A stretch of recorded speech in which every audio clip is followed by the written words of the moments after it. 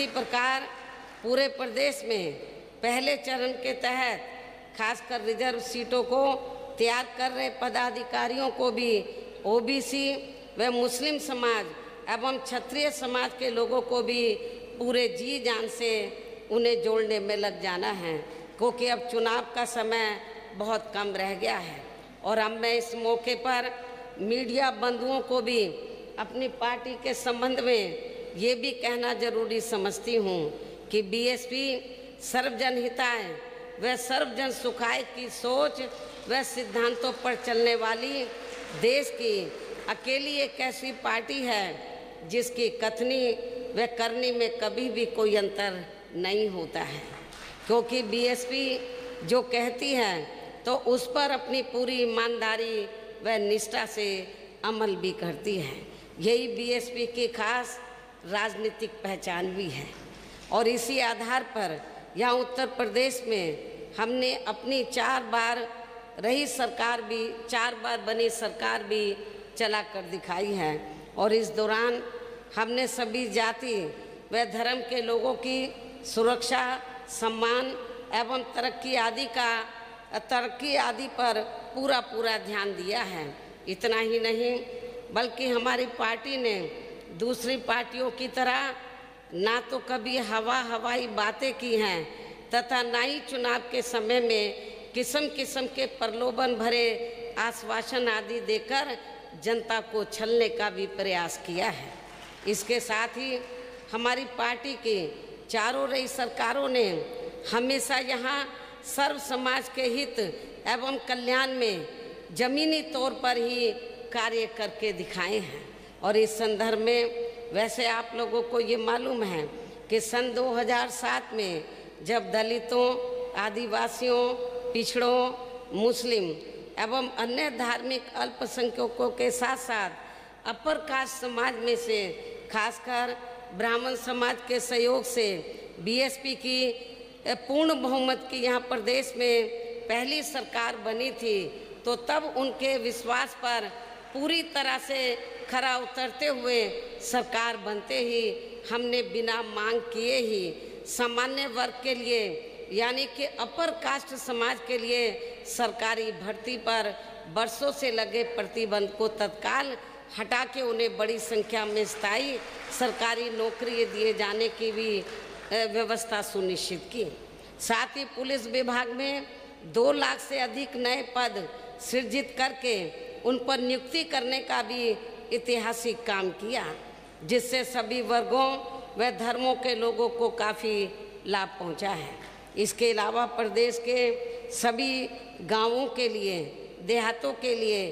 एक सरकारी सफाई कर्मचारी नियुक्त करने की नई सरकारी व्यवस्था लागू करके एक मुश्त लगभग 1,10,000 स्थायी नियुक्तियाँ पंचायत विभाग में की गई,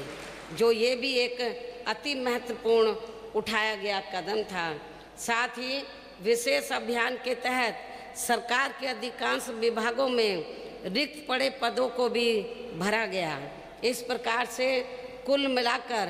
बीएसपी की सरकार में किसी भी जाति व धर्म के लोगों के साथ कभी भी हमने कोई जुल्म, जाति, अन्याय, अत्याचार व उनका शोषण आदि भी नहीं होने दिया है। साथ ही प्रदेश में हर स्तर पर कानून द्वारा कानून का राज भी स्थापित किया है। इतना ही नहीं बल्कि अपर कास्ट समाज में से ब्राह्मण समाज को भी अन्य समाज की तरह ही पार्टी व सरकार में हर स्तर पर उचित भागीदारी देकर उनको पूरा मान सम्मान एवं सुरक्षा आदि प्रदान की गई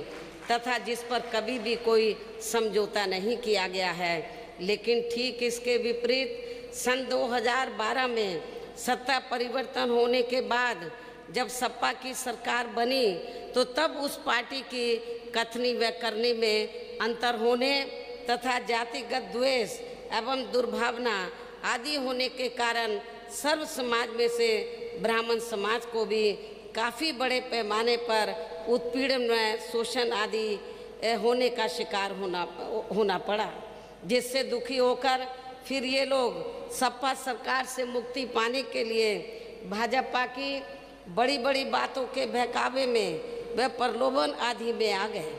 और उनको अपना वोट देकर उनकी भारी बहुमत की सरकार बड़ी उम्मीदों के साथ बनवा दी, जिस पर ये सरकार अभी तक भी खरी नहीं उतरी है। और अब इस भाजपा सरकार के शासनकाल में भी उन पर जुल्म जाति, अन्याय, अत्याचार, शोषण व द्वेषपूर्ण कार्रवाई आदि होनी कम नहीं हुई है, बल्कि उनके विरुद्ध दिल दहलाने देने वाली ऐसी घटनाएं भी हुई हैं जो देश भर में चर्चा का विषय रहा है, जिससे अब प्रबुद्ध वर्ग में से विशेषकर ब्राह्मण समाज के लोग भाजपा सरकार की ऐसी गलत नीतियों व उनकी जातिवादी एवं द्वेषपूर्ण कार्यशैली आदि से काफ़ी ज़्यादा दुखी व त्रस्त ही नहीं बल्कि काफ़ी ज़्यादा आक्रोशित भी हैं, गुस्से में भी हैं, जिसे ध्यान में रखकर ही फिर बीएसपी ने इनकी सुरक्षा, सम्मान व तरक्की आदि को लेकर पहले चरण के तहत यूपी के लगभग सभी जिलों में विचार संगोष्ठी के कार्यक्रम आयोजित किए हैं, जो बीजेपी व उनकी सरकारी बाधाओं के बावजूद भी जबरदस्त सफल रहे हैं। इतना ही नहीं बल्कि इन सभी कार्यक्रमों में इस वर्ग के लोगों की लगातार उत्साहपूर्ण व धमाकेदार हुई भागीदारी ने सभी बीएसपी विरोधी पार्टियों को काफ़ी चिंतित व बेचैन भी करके रख दिया है, जिसके कारण ही अब बीजेपी भी यहाँ बीएसपी की तर्ज पर प्रबुद्ध वर्ग के तथा महिलाओं आदि के भी सम्मेलन करने में जुट गई है। इसके साथ ही अपनी आदत से मजबूर अब ये लोग इस वर्ग को गुमराह करने के लिए रोजाना नए नए हथकंडे व षड्यंत्र आदि इस्तेमाल करने में लगे हैं, किंतु प्रबुद्ध वर्ग व इनमें भी विशेषकर ब्राह्मण समाज के लोग अब सत्ता परिवर्तन के लिए यानी कि फिर से